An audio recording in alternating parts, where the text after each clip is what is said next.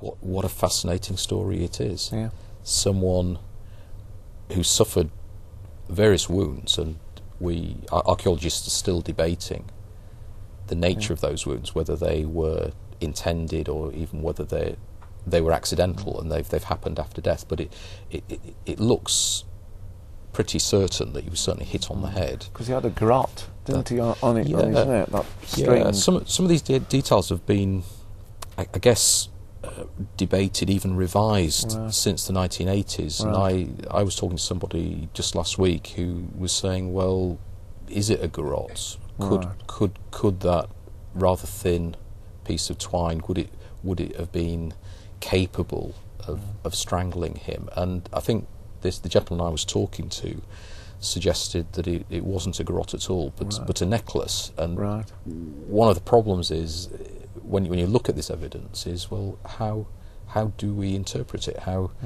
Whose word do we take? And I believe there have been a number of even reconstructions to prove that this could have served as a ligature, a garrote. What we saw a cut there, one on his head where they said he'd been hit with an axe, and with the garrote it had a knot there, so we always thought it was a garrote, and it was a sacrifice to there, Right.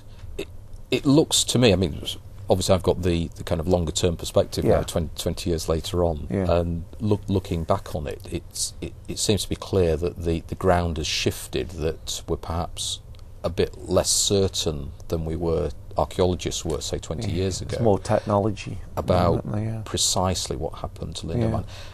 How does that strike you as the person who found Lindow Man's body, that we seem to know less in some ways than we seem to have been so confident 20 years ago that he'd suffered what was called the triple death, and now we're kind of going back on that and debating it.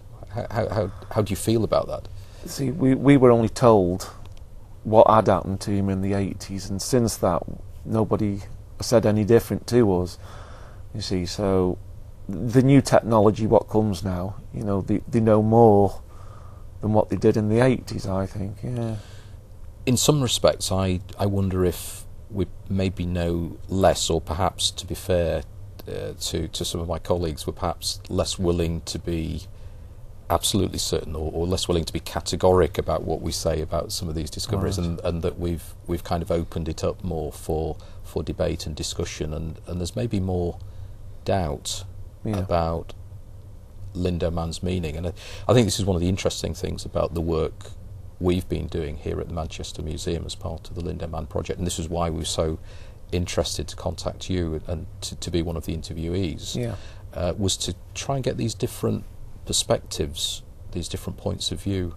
about Lindow Man, and obviously yours as the finder, and a peat digger with all that experience is really interesting and valuable to us. But what do you feel about the approach that we've taken to the exhibition, where we've spoken to a number of different people, and different people say different things about Lindow Man?